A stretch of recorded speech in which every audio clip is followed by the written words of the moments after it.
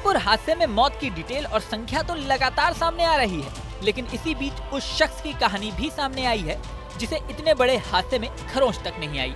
वो भी तब जब कई शव इतनी भयंकर तरीके से जल गए कि उनकी पहचान भी कर पाना संभव नहीं हो पा रहा है।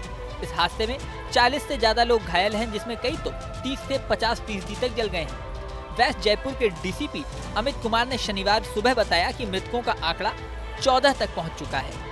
करीब 6 से ज्यादा शव ऐसे हैं जिनकी पहचान करना संभव ही नहीं है। अब सवाल उठता है, ऐसे हालात में वो कौन शख्स था जिसे कुछ भी नहीं हुआ, यहाँ तक कि खरोच भी नहीं आई। दरअसल इसके लिए हादसे की पूरी टाइमलाइन को समझना होगा। ये हादसा जयपुर में शुक्रवार सुबह 6 बजे जयपुर अजमेर हाईवे पर भांकरोटा इलाके में हुआ। यहाँ एलपीजी गैस भरकर एक टैंकर हाईवे पर चल रहा था। उस टैंकर ने यू टर्न लिया। यू टर्न लेते समय हाईवे पर ही तेज स्पीड में आ रहे ट्रक ने उसे टक्कर मार दी। इस टैंकर में आग लग गई। गैस की वजह से टैंकर सहित आसपास के करीब 35 से 40 वाहन भी जल गए। टैंकर के पीछे ही टूरिस्ट बस भी चल रही थी। इस बस में ही वो शख्स था जो जिंदा बच गया। दरअसल इस बस में पहले 40 लोग सफर कर रहे थे, लेकिन हादसे से करीब 15 मिनट पहले ही एक शख्स बस से उतर गया था। मीडिया रिपोर्ट के मुताबिक हादसे से पहले एक शख्स उतर गया और हादसे के समय 39 लोग ही बस में सवार थे। ये 39 लोग हादसे की चपेट में आ गए, लेकिन एक शख्स पहले उतरने की वजह से बच गया। वहीं हादसे की भयावहता की जो रिपोर्ट सामने आई है वो रोंगटे खड़ी करने वाली है। रिपोर्ट्स के मुताबिक हवा में उड़ रहे पक्षी भी जिंदा नहीं बचे और आग की चपेट में आकर जल गए। इसके अलावा एक युवक के चेहरे पर हेलमेट ही चिपक गया। गैस के रिसाव की वजह से हवा में 200 फीट ऊपर से भी ज्यादा ऊंची आग की लपटें उठ रही थीं। हादसे के बाद मौके का ड्रोन विजुअल भी सामने आया है, जिसमें दूर दूर तक राख और छत विक्षत लोग दिखाई दे रहे हैं। घटना पर राष्ट्रपति, प्रधानमंत्री, केंद्रीय गृह मंत्री, राज्यपाल और मुख्यमंत्री भजनलाल ने गहरा दुख व्यक्त किया है।